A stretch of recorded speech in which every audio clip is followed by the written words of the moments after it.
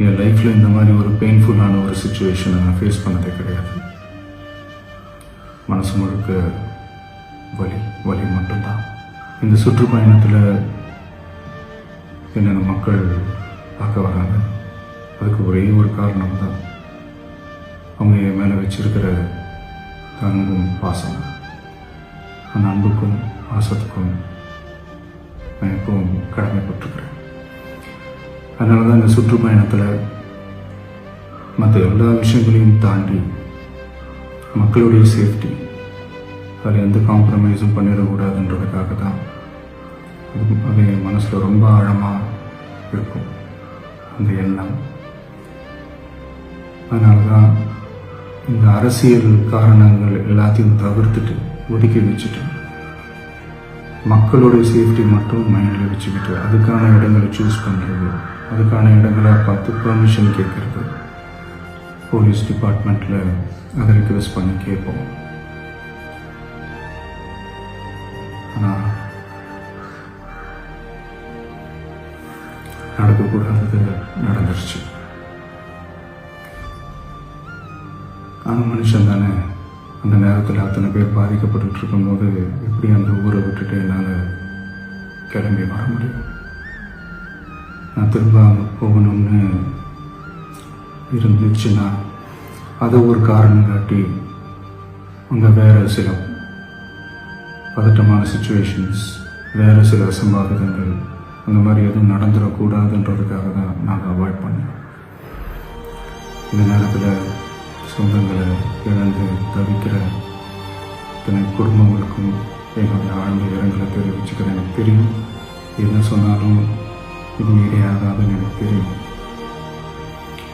ஹாஸ்பிட்டலில் ட்ரீட் பண்ணிகிட்ருக்கிற எல்லாருமே சீக்கிரமாக க்யூர் ஆகி வரணுன்றதை இந்த நேரத்தில் நான் வேண்டிக்கிறேன். கூடிய சீக்கிரமே எல்லாரையும் நான் சந்திக்கிறேன். இந்த நேரத்தில் எங்களுடைய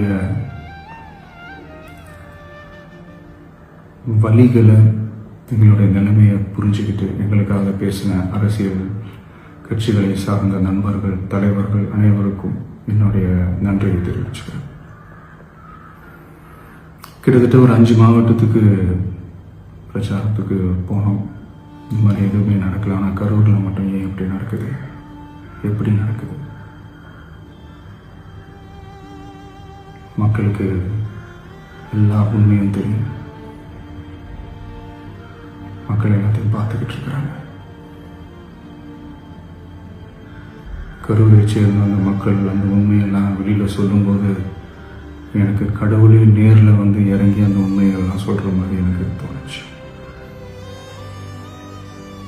சீக்கிரமே எல்லா உண்மைகளும் வெளியில் வரும்.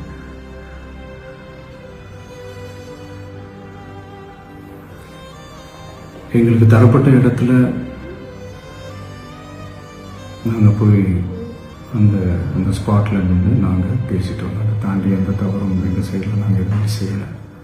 பட் இருந்தாலும் எங்கள் கட்சியை சேர்ந்த நிர்வாகிகள், தோழர்கள் மேலே எஃப்ஐஆர், அது மட்டும் இல்லை சோஷியல் மீடியாவை சேர்ந்த நண்பர்கள், தோழர்கள் அவங்க மேலே எஃப்ஐஆர்லாம் போட்டு பிடிச்சிட்டு இருக்கிறாங்க.